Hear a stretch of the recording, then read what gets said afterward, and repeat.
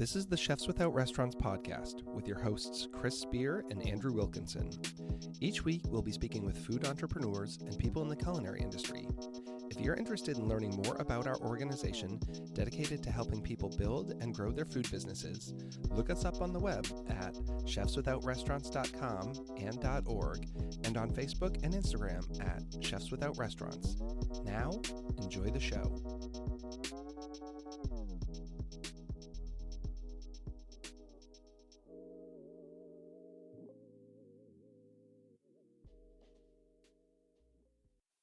This is episode 14 of the Chefs Without Restaurants podcast, From Haiti to the White House. Today we speak with Chef Sebastien, aka KuisineKing, on his thoughts on going to culinary school, vibrational cooking, finding the middle ground between consistency and flexibility when cooking, pop-up dinners and how to make them successful, and cultural appropriation. And thanks once again to Jug Bridge Brewery, located at 911 East Patrick Street in Frederick, Maryland, for giving us a place to record this podcast. Thanks for listening and enjoy the show. All right, we're back with the Chefs Without Restaurants podcast. I'm Andrew. And this is Chris. And we're here today with Chef Sebastien, a.k.a. KuisineKing. That's right. Thank you for coming out. We appreciate you making the trip. Of course. So I guess we'll just get right into it. From Haiti to the White House. Where's your story start? Let us know who you are. I was born in Haiti, and then my grandmother, she was a phenomenal cook, and the interesting thing about her, she didn't know how to read or write, but she used to work for dignitaries, and she would learn the recipes from watching people, and she would make it better than they made it. So she would work for the French, for the Japanese. I remember my mom told me a story one time where she was working for the embassy of Japan, and the ambassador's wife never allowed anybody to cook for her husband. And then she asked my grandma to cook, and then my grandma cooked one time, and after my grandma cooked, she was like, her husband only wanted food from my grandma, so that's how my grandma ended up losing her job because the lady just felt some type of way about it. So she taught me when I was young. She passed away when I was younger, and I actually had no passion in cooking. I didn't want to cook. I didn't care for cooking. I actually wanted to be a pilot. I know this is kind of weird, but and ironically, I got my first job in a restaurant. I just went in. I was looking for a job, and I got as a dishwasher. And the next day, somebody called out, and they were like, "Yeah, we need you on the line." And then from there, I progressed. Went to the Art Institute, and then moved to the area about 2 years ago and worked in the White House. Yeah. That's good. It's a couple of things I want to comment on there. But the first thing I guess I'll get into is the Art Institute. So you went to Art Institute Philadelphia, right? Yep. And that was like, so what year did you graduate? 2012. Oh, okay, that was quite a few years before they shut down, right? I don't know what's going on with them. I think that they had some issues with the government, so they changed from a for-profit school to like a non-profit or something. Oh, okay. So they're still around, but I don't think they operate in the same capacity that they used to before. Yeah. No, I know a couple of people who went to the Art Institute Philadelphia, and they were not very happy with the experience. Like for me, honestly, for cooking though. No, I could say this. I wasn't really happy with my experience, but everything that I learned it from the field. You know what I mean? Learning from the field and just being passionate and reading and trying to cook for myself, trying to figure it out. But that's everything that I learned on the field. And that's something we got into with other guests is culinary school worth it? Or should you get out there and just grind it out in the field? Like if you could do it over again, would you do it differently? It's kind of funny you asked me that question because I had somebody call me and their daughter is interested in going to culinary school, and they were like, what should we do? What should we do? And I just told them, for me, if I were to go back in time, I would not go to culinary school. I would just go somewhere, get a job as a dishwasher. Even if you don't get hired, just stage, just stay there until you get a job and work there as a dishwasher or peel potatoes or cut onions, and then work. But I think the issue that we have now in the next generation is people are not as patient as we were. Because for me, a lot of people don't know this. I took jobs, I staged places where I really wanted to work somewhere in back in Jersey because I'm from Jersey. It was a French restaurant, and I really wanted to get the knowledge. I just went over there and I told the guy, "Hey, I'll do whatever. I'll mop the floors. I'll do whatever." But people are not willing to do that now. You know what I mean? I mean, I see that a lot. I used to work at a place, I had 125 employees, and you'd get kids coming in at 17, and we'd want to train them, and they'd spend the summer, and they'd be doing prep and stuff, and in like 2 weeks, they want to know why they're not working the line. It's like, man, I didn't work a line for like almost a decade, it feels like, from when I started working in restaurants at 16. And it's crazy, but I totally get that whole immediacy of like, okay, I'm tired of doing prep work and cutting vegetables. Like, let me get on here and start doing some saute. And they don't realize how much it takes to get to that point. No, but I think too, the thing that I learned is that all those things, it's kind of like going up a step. They're foundational to go to sauteing. You know what I mean? If somebody want to be the best saute cook or the best grill cook, the best place to start is prep, because you know everything that goes into the food. You know everything. You already understand.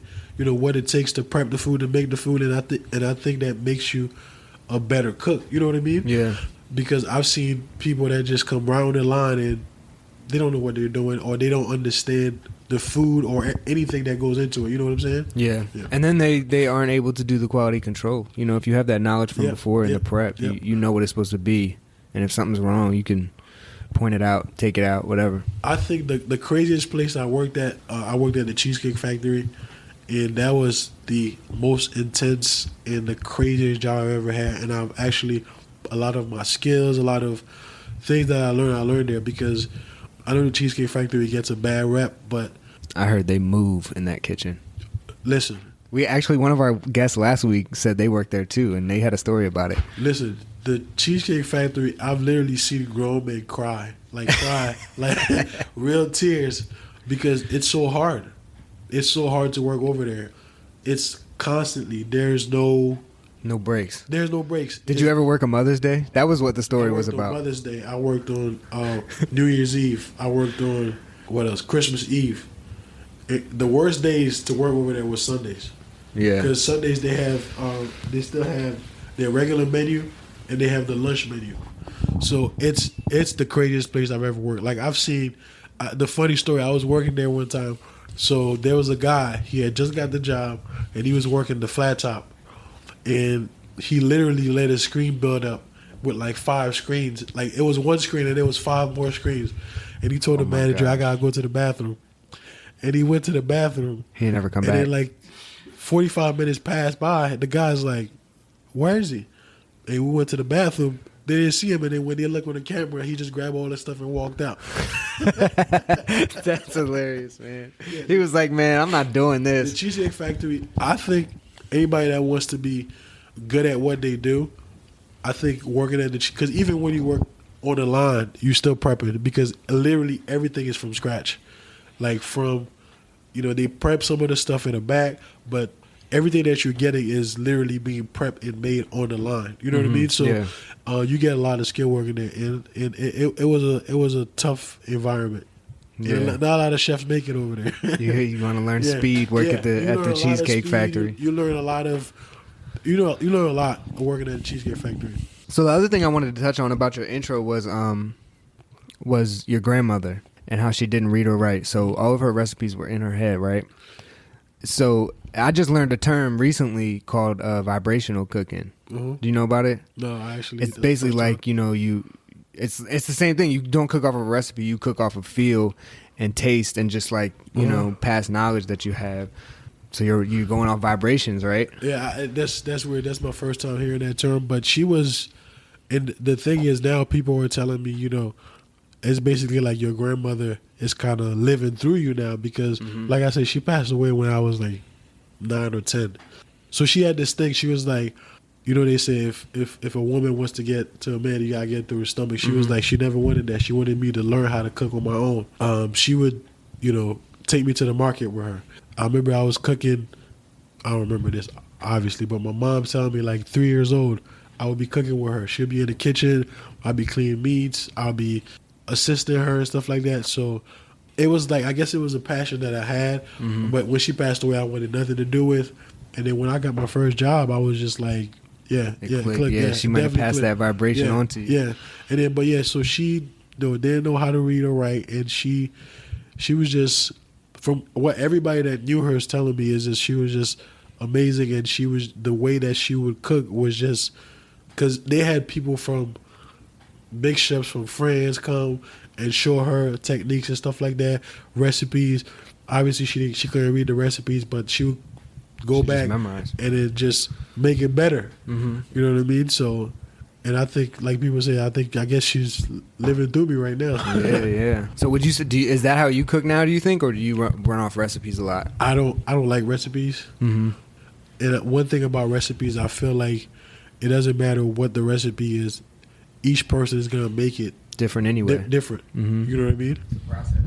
Yeah, it was interesting. I did I was at Star Chefs in New York in October, and I did a workshop with an Indian chef, and we were making a saag, like a curried spinach, and he wanted every table to work in groups, and he gave us all like a verbal recipe, like put your onions in, put your spinach in, put this in, and then he said put up a dish for everyone else to try, and every single one tasted different. And he said, this is home style cooking. He said, when you come to my restaurant, the food might not be the same from night to night because there are little minute changes. He said, but like, how interesting is it that I'm up here telling you guys, you got all your meats on the table, it's all the same, saute your onions, now add your pepper, now add your curry, and every single one was a little different. They were all good, but they varied so much, and it was just like based on very little minute tweaks to the recipe, how you caramelize that onion, or the difference between half a teaspoon and 3/4 of a teaspoon of curry. Like, it doesn't take much to really change it that much. That's what kind of the difference between what you were explaining right there is more, he gave you guys a process rather than a recipe. The recipe would have told you exactly how much of everything to put in, but the important part about making one dish is the process that you go through. Like what these French chefs and stuff were showing your grandmother. She was watching the process, but she made it better because she was putting in her love and her seasoning, you know what I mean, into it with the same processes. And that's really what makes every dish unique, I think. But the process is an important part to keep if you want, like you got to put the onions in first because you're going to get that depth of flavor there. No, I think, like you were saying, I think some of the best chefs now, I mean, the new thing now is, home style cooking. Some of the best chefs now, they don't really use recipes. You know what I mean? It's kind of like everybody's kind of doing it from a feel of their heart. Yeah, but how do you do that in a restaurant where there needs to be some consistency? And also, if you're not there all the time, so you're the executive chef of a restaurant in D.C., you can't leave it up to your cooks to freestyle that recipe for fried chicken. So there has to be a little middle ground there. I think that's it's really hard, but I think what a lot of those chefs are doing is they're literally there all the time, and they have a smaller restaurant, or they have somebody that they've trained up so well that they don't have to be there all the time. You know what I mean? But I believe in recipes because, like I was talking about the Cheesecake Factory, everything that they do is, recipes. But I also believe recipes create boundaries and restrictions and stuff like that. I believe people make the best foods when they don't have restrictions. Or, like you said, put a little onion, a little pepper, a little spinach. I think people have the best results with no boundaries when it comes to cooking. Well, it depends on what you're doing. I think that's the difference between restaurant cooking and, say, doing private events and pop-ups. Yeah. When I was in a restaurant, like we had a crab cake recipe. You didn't deviate from that. Like everyone knew that recipe and we weren't allowing them to freestyle. But in my personal business now, I have a different customer every night. When I make a vinaigrette, I probably serve a salad at every event and have a vinaigrette, and it's literally different every night. The sweetener is different. It might go from honey one night to membrillo paste one night. It might be apple cider vinegar one night, sherry vinegar one night. So I can do that because my customers aren't eating there as consistently as maybe going to your favorite restaurant. So that's one of the reasons I like doing what I do, is that it can be flexible and change. But I guess that's a little harder in a restaurant. I think I agree. I think it's harder, especially, when you get into chain restaurants. But I think it becomes hard if you have a smaller restaurant. It's easier because you're able to control everything. But if you want to expand, it becomes harder. You're gonna have to use recipes. Because like you said, if you're not there, it's your name on the line. But even so, I was at a restaurant a month or so ago in DC, and I did the first seating that night. It was a special event they were doing, and I had like the 5 o'clock. That night, I was looking at dishes on Instagram, and they were actually a little different. And I did see that the dishes I had at 5 o'clock changed up a little bit at like, say, the 8 o'clock service. And I don't know if that was like they were kind of in the weeds trying to get that first plates out. My food was delicious. I just think it was interesting. And even looking at the guys next to me, like their plating was a little different. It wasn't exactly the same. So even in, fine dining restaurants in a place like DC, I've seen a little fluctuation in recipes and stuff. Yeah, I agree. I think it would be silly to expect anything different than that. Like if you're at a Cheesecake Factory, yeah, you want the same thing every time because it's like commercialized. You know what I mean? But if you're going to a fine dining restaurant, or somebody's getting a dinner from you, or like we do, it's artisanal basically. You know what I mean? Mm-hmm. Like you go to a restaurant in DC, a fine dining restaurant that can't be recreated, really, not really scalable. Because they're doing such fine dining, like it's gonna be some change ups. You know what I mean? Like I change my dough all the time, and I never liked using this word, but I was talking to somebody last night, and they were like, "You're an artisan, like you have an artisanal product," and I was kind of cringy a little bit because for some reason I'm averse to that word, but she was right though, and it's like it's true, and that's exactly what I do. Once she explained it to me, I was like, "Wow, that it kind of does make sense. Maybe I should be tossing that word around because." That's the whole point of it. Is in art you can change it, and like the point of it is that it's beautiful and it's good, not that it's the same all the time. Even from hour to hour. Of course, I mean, even if you get the best artists, they don't make the same paintings over and over. You know what I mean? Right. They create an art piece, they create a masterpiece, and then they move on to the next one. And I think, and we were talking about this earlier. I think cooking is one of the chefs that I worked for in the past. He told me. Once you're a chef, you're a physician, you're a rock star, and you're an artist. So I think those things stuck with me for life. I think once you understand that, it's culinary arts. You know what I mean? It's an art form. You know what I mean? So did you have? You said you started off in the kitchen in the dish, and then you ended up going to art school for culinary arts, right? And then did you have a different career direction at any point, or like? You said you wanted to be a pilot, or was that like a dream, or did you start pursuing that? I actually didn't start pursuing that. It is something that I want to do because it's one of like my goals that I want to accomplish. I want to fly too. Yeah, but no, I actually just to think about it, I literally had no other career path. I remember one time, and one time only, I left my first job. I worked at a warehouse for like a couple of months, and that was the most miserable time of my life. And I literally quit, and I went back to cooking. So I've had no other career path, and I've been doing it for as long as I can remember. A lot of times I ask people what their breaking point is, but if you don't have another career, I literally have. I could do other things, but I don't have the same joy or passion when I'm doing something else.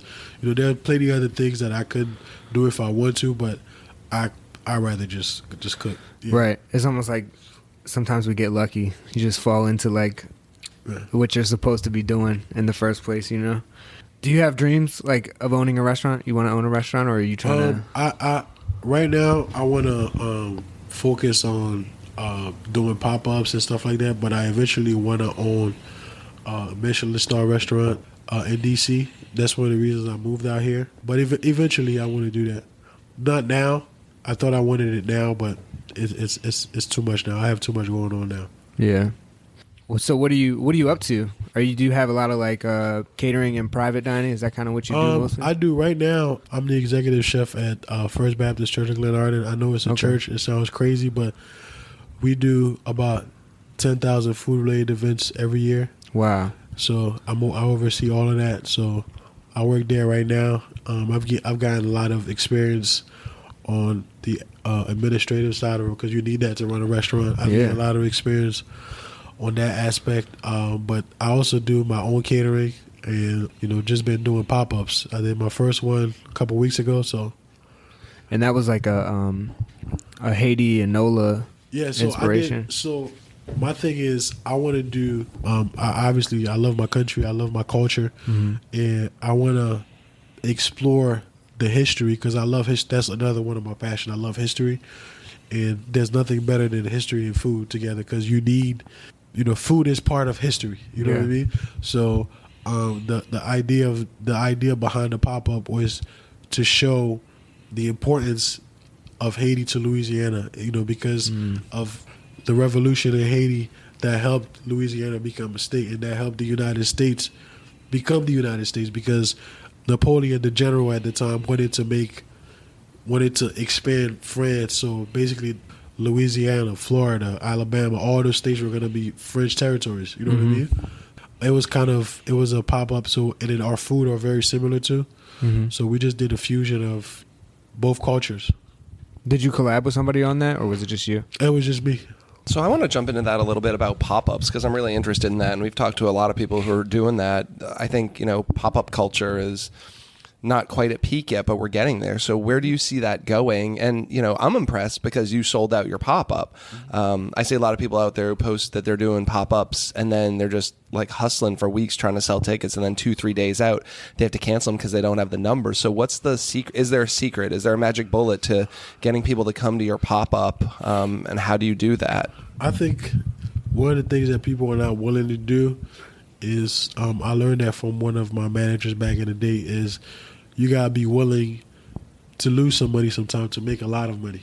So I've spent a lot of time going around, let people taste my food, and basically kind of having, free pop-ups, just let people sample. So the food kind of spoke for itself, and also having to know the right people, and then, it's just in the right timing. It's really a science, and sometimes you get it right, sometimes you don't, but it's just so many things to put into factor. And what percentage of the people did you know personally? Like, are these people who know you well and were big time supporters, or did you have some strangers who showed up too? I want to say about 90% of people I did that day was the first time I met them. We've had people from Florida. We had this guy from Louisiana that came. We had somebody from Virginia, New York, New Jersey. So some of the people I've never seen them before. It was amazing to me. And how were you marketing? I saw a lot on Instagram. Were there any other places you were marketing? Instagram and Facebook. That was about it. It was just, honestly, a perfect storm of events, and just knowing the right people. And when a couple people showed up, they were like, "Yeah, I just want you to meet these people." They came all the way from Florida. I was blown away. I was really blown away. So do you have plans to do this on the regular? Yeah, we're actually working on another one right now next year for 2020. We're just counting for locations right now. I plan on trying to do it at least once every 2 months or every 3 months, because in DC they're looking for that. You know what I mean? And I also think too, another thing about pop-ups, you got to know what the people are looking for in order for you to sell out. Because if people are looking for a certain thing, then you all the way out. You got to know the crowd of where you at. All right, so this is the deep end. We're going to get into like pretty much a free-form, open-ended conversation. I got a couple topics written down, and we can take it wherever you want to, really. Okay. So the first thing I wanted to kind of talk about is your relocation to D.C.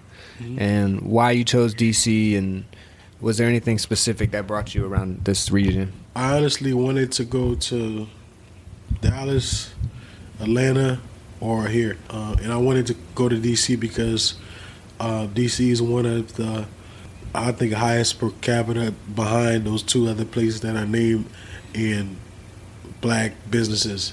So, and I wanted to come somewhere where there are people like me that are doing amazing things, you know what I mean, that motivates me. So, and I applied, and wherever I got the job first, that's where I went. Okay. Yeah. What was the job you applied for in D.C.? I was working at this, like a government facility in downtown. It's like a U.S. courts. So I honestly wanted to come down. So the first job I got, I just came. They had to give you clearance for that? That was the most annoying part. But it was good because it ended up working out, because with this clearance, it made it easier for me to work at the White House. That's what I was going to say. Is that kind of how that happened? You just kind of like fell into that? Honestly, just because it took so long to get that clearance. It took almost like 6-7 months, because they were sending letters to all my employers, to my family. I think they even went to Oh no, that's the White House. They actually send people to interview your family members or places you've worked at before. But yeah, it took a long time, but it actually worked out because it helped me, transition. How long were you at the White House for? I was there for I think about 7 months. I literally left right before the shutdown. The shutdown happened in December. I think I left like early December or late November. So I was very fortunate that yeah. because I knew people that worked there. They didn't have a job for 2 months. You know what I mean? They didn't have a paycheck. So it was really I was really fortunate. Did you just get a better opportunity, or you were tired of working there or something? I actually went to work at the place that I work now.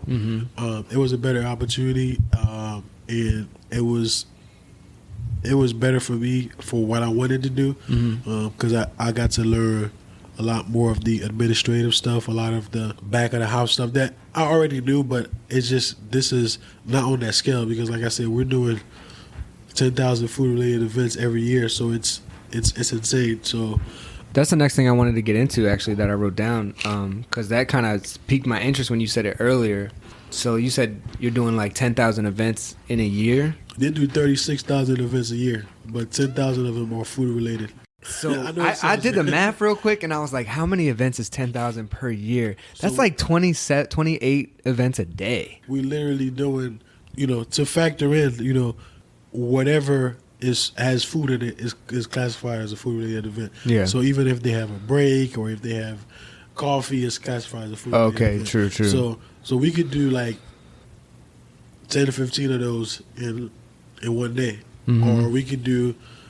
I just want to put it in context, like a convention center in DC, whereas they would flip a room probably like 2 times, 3 times in a week. We're flipping that room like 5 times in a day. And is that all just like?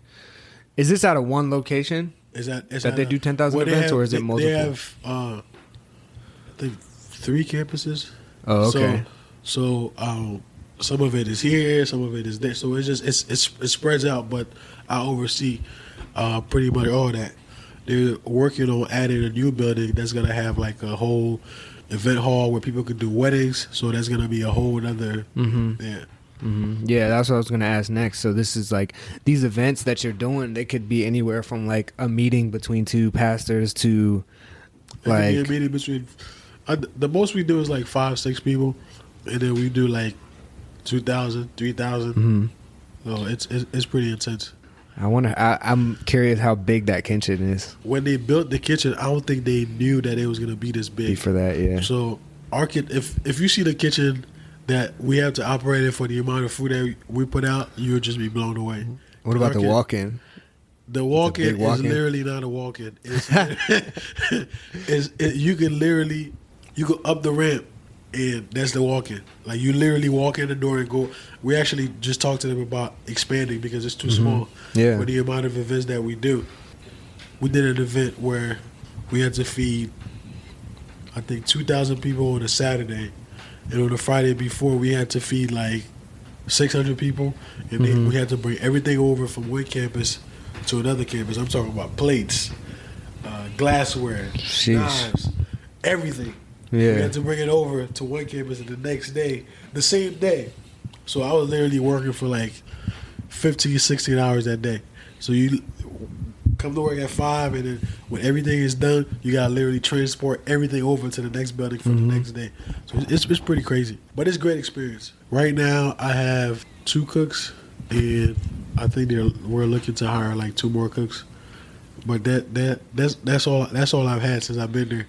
And then we gotta, it's crazy. So it's 3 of you doing all those events. I mean, do you have like any support staff when the events actually happen and stuff? That set up the room, do like the coffee and stuff like that. We don't have to worry about that. But even them, it's like 4 of them, because it's a nonprofit. So I think for me, it's just great experience for me. Like when I want.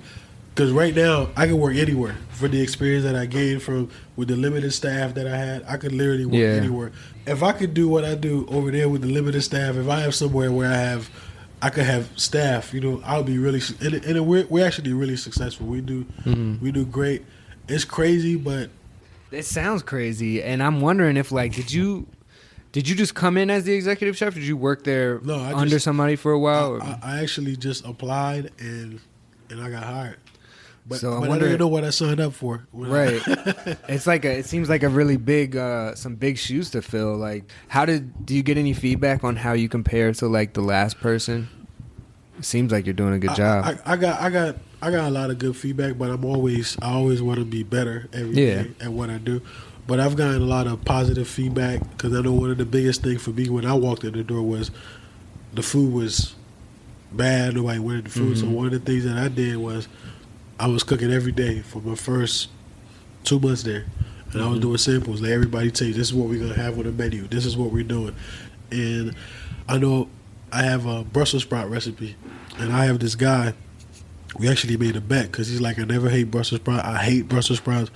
When my mom used to feed them to me, I used to put them in my pockets and throw them out the door. So I was like, I promise you I can get you to eat Brussels sprouts. He's like, never. So I made these Brussels sprouts. And then he tried them. He was like, what do you have in these things? And he's like, nah, I'm still not a fan. And then he left and came back and grabbed like 3 more plates of Brussels sprouts. So, like, if you go over there, you say Sebastien, everybody's going to say Brussels sprouts because they're literally asking for it every single day. You know what I mean? So, I think I'm doing a good job. But like I said, I always have room for improvement, to do better.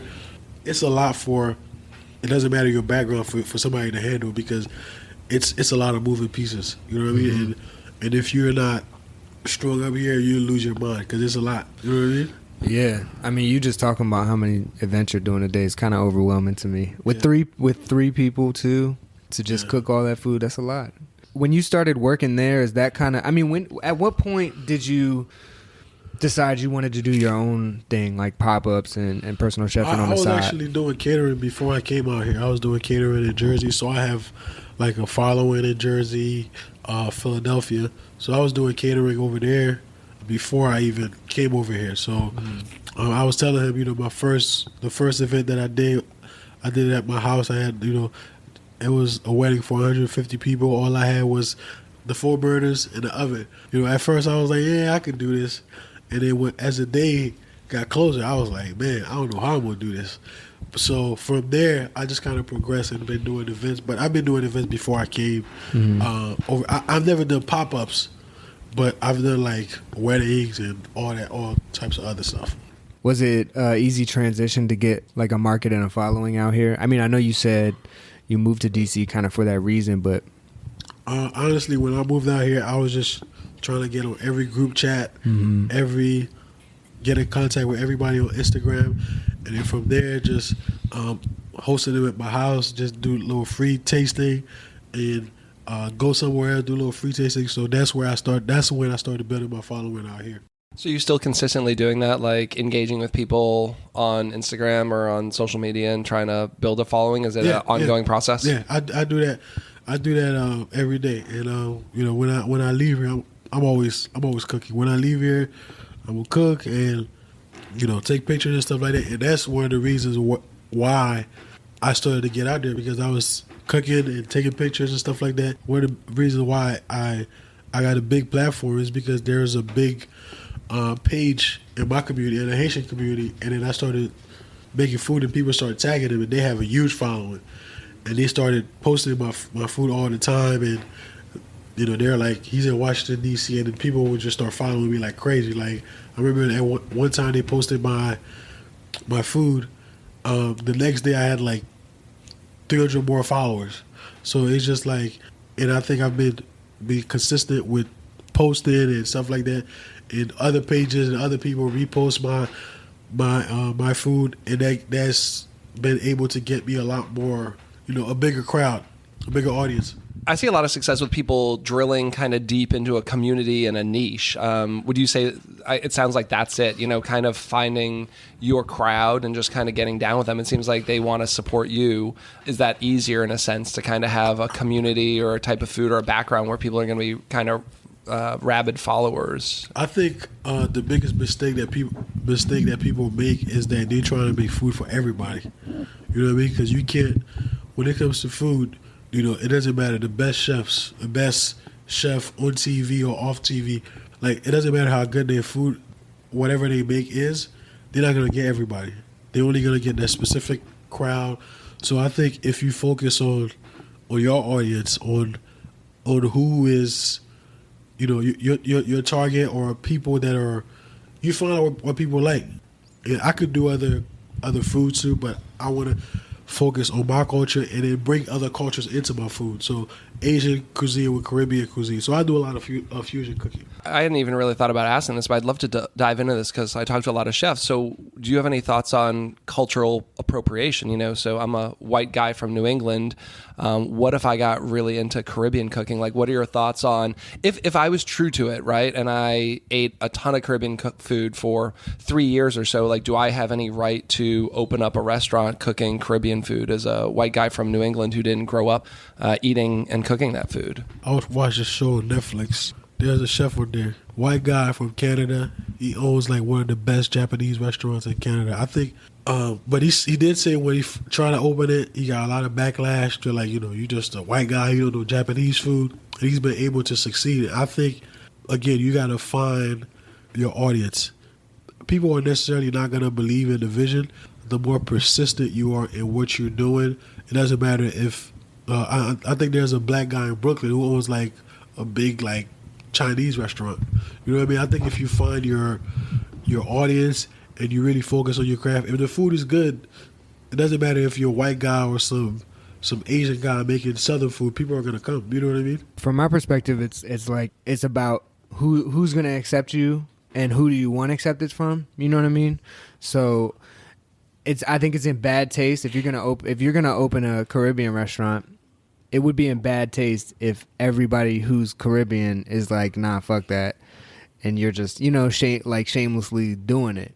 But if you know your shit, you did your research, you put in work, you befriend other chefs and support the community, like, you could still be in the wrong in some people's eyes, but... Yeah, I mean, I'm down with it. It just seems like right now we're in kind of peak cancel culture and food media right now. It just seems like there's a lot of days where you read these articles and they just feel like targeting someone and going after them. And, that's one of the big things I'm seeing a lot of is like, some white guy opens a Mexican restaurant and they just kind of want to pile on, even though he's really, been to Mexico. I mean, I think look at a guy like Rick Bayless in Chicago. Mm-hmm. Like, I think he's doing super traditional Mexican food. He takes his staff down to Mexico every year and they go to a different region. I love that. I respect that. There's still people out there who don't think he should be held up as kind of one of the pinnacles of Mexican cooking. And I think that's a shame. But I mean, it's crazy because you have guys that are Asian, doing French.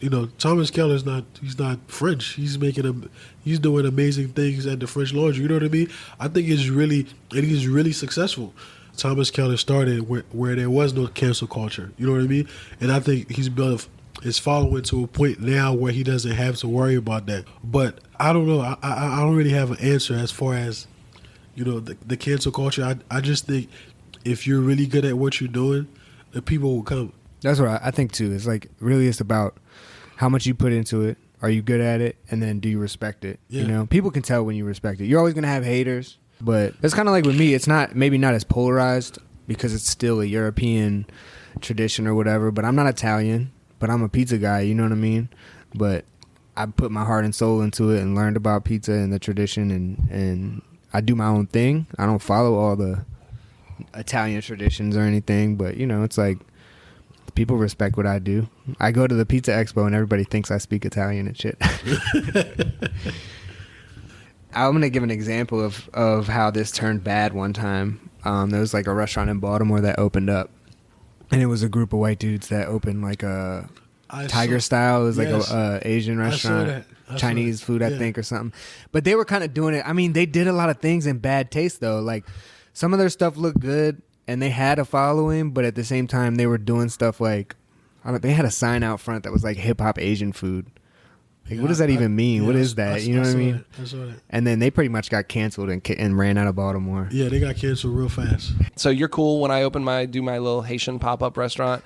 No hate? I mean, one thing I'll tell you is that Shit better be good. Haitian people are very, very, very tough critique when it comes to their food, so be ready. Yeah, I actually have a friend who's Haitian. He was like, he was speaking directly on going to Haiti to see his family, and he was like, we don't even eat anybody's food. Yeah, we eat it at the home. Like, you don't eat food that you don't somebody you don't know. And then most of the stuff when I was growing up, it's like if you wanted to make a chicken, they killed it that day. You know what I mean? They killed the goat that day. The cow was killed that day. So it's just like fresh. So a lot of people they're not gonna eat nobody else's food. So I think the Haitian culture is probably the hardest culture to get in, whereas a black guy could make Chinese food, nobody's gonna say anything. But I think the Haitian culture is just really hard for anybody else. It's a lot of questions to be answered. Yeah, it's tough because from the Haitian community. Yeah, because our cuisine is different because it's a mix up of 4 or 5 different cultures. We have the Native Americans, with the Tainos, we have the Spanish, the French, the Africans, like most of the tribes from like different West African countries, and then you have some American too. So it's just like it's a lot of stuff that goes into our food. So that's why people are very, very harsh critics when it comes to Haitian food. You had mentioned one time, I think on Instagram or something, about changing the narrative. I'm not sure if it was about Haitian culture or Haitian cuisine in America or what exact. Could you just elaborate kind of on that and what narrative are you trying to change? My goal, right now, I think there's a lot of misconception about Haiti, and there's a lot of things that people don't know about Haiti. And like I said, I'm a very big historical person. Some people don't know that Haiti helped Greece get its independence. You know what I mean? Some people don't know that Napoleon sent a slew of Polish soldiers to Haiti to help him fight the battle, and they actually sided with Haiti because they were being oppressed at the time. Mm-hmm. So they sided with Haiti. They were like, "We like what you're doing, so we're gonna side with you." So till this day, matter of fact, I read about that one time. So till this day, we have a big Polish enclave in Haiti, and people don't know about it. And then we have the Middle Eastern. That's another big part of our cuisine too. A lot of Jewish people from World War II, when in Germany, they left Germany and came to Haiti. So all this, there's so many things that people don't know about Haiti, and I think the narrative is always it's a poorest country in the Western Hemisphere. But there's so much more for people to learn. So that's why I'm so passionate about it, to change the narrative, to get people to know, to get people to try Haitian food, to know about the history. Because a lot of the stuff that I researched and found out, they're not in the history books. You know what I mean? Yeah. It's wild that one of the poorest nations is also like the richest in resources and culture too. You know what I'm saying? No, I mean, there are some places in Haiti right now where they have researchers, they have gold mines in Haiti. These are all things that are not exploited. You know what I mean? Mm-hmm. They have natural gas on the ground. It's just all things that are not exploited, but people don't know about these things. It's just a lot of times people turn on the news, and whatever they see on the news, that's what they run with. You know what I mean? Yeah. And also, I wanted to talk about changing the narrative because, we have a huge political crisis right now. You know what I mean? So because of that, it makes it hard for people to travel back and forth in Haiti and stuff like that. So the goal is, since people can't really travel because of what's going on over there, why not bring the food to them wherever they are? You know what I mean? So I actually want to take my pop-ups to like different states, to New York, to Florida and stuff like that, to just bringing them that experience. The taste of home. Yeah. So I'm gonna ask you a few questions. Just answer them as fast as you can. I might ask you to elaborate on one, and if you want to elaborate, you can. But we just try to do it in a speedy fashion. All right. So what's your favorite tool in the kitchen? My saute pan. Sorry. Saute pan. All right. What is your favorite food to eat? My favorite food is paella. If you had all the money, what's the first position you would hire for help? Just one person or two? It could be two. A sous chef and an assistant. Personal assistant, handle all that administrative stuff? Yeah. I wish I had one of those too. All right, who's your favorite chef? I really liked Michael Irvine back in the day, but I don't know. I haven't been really following anybody. Honestly, my favorite chef is people like you guys who are literally starting from the bottom and they have no support and stuff like that. So I figure all these guys are TV guys. So honestly, my favorite chef is anybody that started off like me and trying to pursue their dreams. True. Art or science? Kind of like both, but I'm gonna say art. That's that vibrational cooking. Yeah. There's definitely an art to that. Yeah.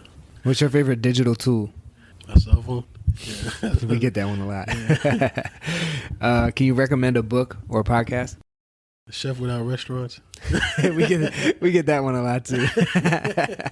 I might have to take some of these questions off. It's good. I like it. Publicity. Yeah, that's right. Good, that's good. You need to listen to this, and if you're listening to this, you need to keep listening to this. So, what's your favorite culinary resource? Could be like a website or a magazine. You gain inspiration from. I don't know if I could say that's my favorite yet, but I haven't used it yet. But it's this thing called Masterclass. I just downloaded it, and it just seems so amazing. So I'm gonna pay for it just to get some more insight and knowledge and stuff. I've gone through and done a bunch of them, not just the cooking ones. I'm actually really more interested for inspiration and other things. So like the Massimo Bottura one's really cool. That guy's amazing. He's awesome. And one of the nicest guys. I met him probably about 8 years ago. I was so impressed with how much respect he talked to me with. Like being a relatively nobody, right? And we were at this chef convention when there's so many awesome chefs that he took time and we had a very long one-on-one conversation. So like I fell in love with that guy from the moment I met him. But he and his sous chef did the master class, and I watched all of them, and there's some really cool techniques, but there's so many great different classes on there, like Annie Leibovitz photography. Like I was super inspired, and I picked up my camera again and started doing a lot more photography after watching her master class on there. Full disclosure, I got a friend who has a yearly pass to watch all of them, and he shared his passwords with me.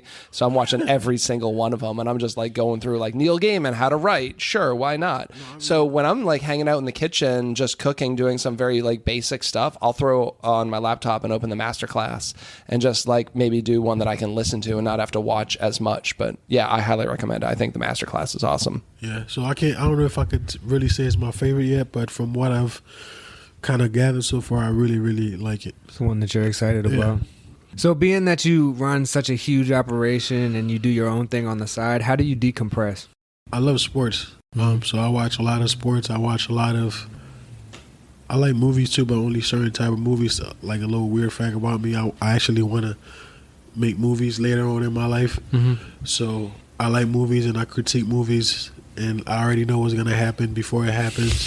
So I'm the same way. Yeah, so I absolutely love movies. I understand script and stuff like that. So movies, sports, and more sports, and then honestly just I cook to decompress. Like even if I work a long time, I come home, I'm always trying. I only do it because it helps me better my craft. You know what I mean? Yeah. So that's good. It's good that you can still find solace in the kitchen after being in the kitchen for so long. A lot of us can't, I think. No, it's hard. Like, you know, it's like asking somebody who sits in front of a computer all day to come home and sit in front of the computer for another 10 hours. You know what I mean? They say a lot of times, like, you're maybe more successful or happier doing your side hustle as a side thing. That a lot of times someone's like an accountant and they love photography and that's their hobby and they start doing it on the side, and then they love it so much they make it their business, and then they actually start hating it because then you have all the stuff that comes along with it being a business, and now it's not a passion anymore because it's your job. And finding that balance of like growing your side hustle to a business and then staying in love with it. It's hard because for me, I had to learn that in the early stages because I actually kind of didn't like it as much to come home. I didn't want to cook but I also was working somewhere where I wasn't growing, so that kind of added my frustration. So I wanted nothing to do with cooking. But I think now I'm at a stage in my life where I truly understand that it's not only my passion but my purpose. So it makes it easier for me to just say, hey, I just work 12 hours a day, but I just want to still go home and practice this to hold my skills. Yeah. I mean, I still love cooking. I cook to decompress as well. Yeah. What's the best meal you've ever had? When I was, I want to say 9 or 10 or 11, I don't remember. My mom made me this dish, but she is never able to recreate this dish ever again. She told me, you might have been dreaming about this dish. Maybe that's not it, because I don't eat meat. I don't eat any kind of meat. I don't eat chicken. I don't eat red meats. But she made, at the time I was eating meat, obviously, but she made this dish. I don't know what it was, but it was just a mixture of like everything that you could think of. It had ham in there, it had chicken, but it was a rice. But she's never able to recreate it again. I think that's probably one of the best dishes I've ever had in my entire life. If I tell her today, I'm like, can you make that? She's like, that dish is dead. Like, this is just what I had in the fridge at that time. And she just said, you know what? It's all in your mind. Yeah. That's what she tells me. Well, do you remember? Did it coincide with anything? Because I think that plays a lot into it. Sometimes it's funny that you say that, because I think that's the reason why I love paella so much. It reminds me of, you know what I mean? So, but I didn't know what paella was. I was like 10, so I had no idea what a paella was. So the first time I had paella, I was just losing my mind, because that was the closest thing to that dish. But she tells me all the time. I was talking to her probably like last week. She's like, yeah, that dish is dead. But do you remember the day? Was it like a special day or something, and she made this? And was there anything that like reinforced that meal, making it, especially like it was your birthday or something, or you just have really fond memories of that day? The only thing I remember about that day was that dish, honestly. And I go back to it all the time. We talk about it all the time. And then she tells me, to this day, she's like, yeah, that dish is in your mind. That dish is dead. It's all right to have those food memories.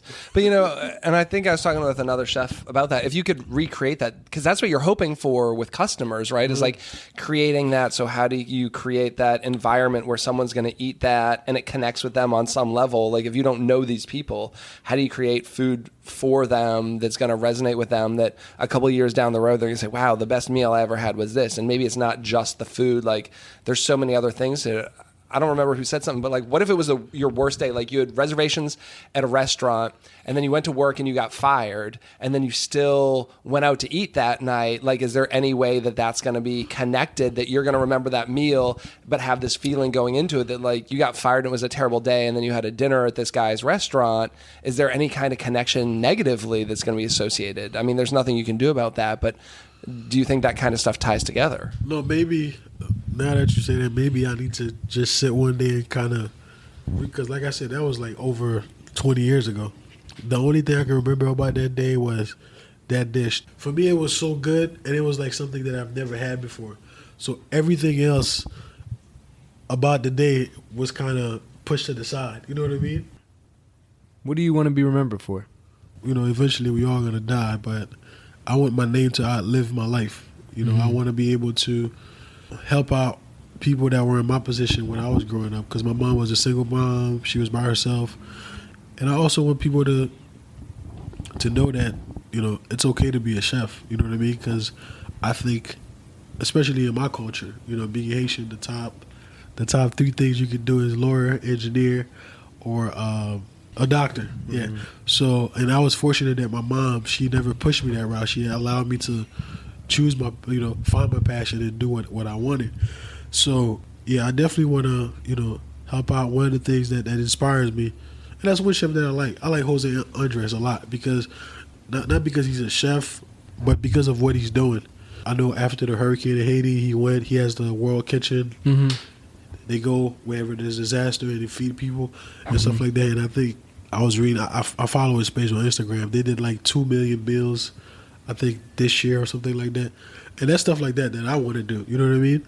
So I honestly just want, when I die, people are going to remember, not just my name, but I leave something behind, a legacy to just, pulling people up just like I had somebody to pull me up. Yeah. So yeah, being so close to DC too. I mean, next time something happens, I think every time there's like a disaster or something, they're calling people like they need help in that kitchen. And I think it's based in DC, right? It's based in DC, but they have like kitchens. Like I know they have.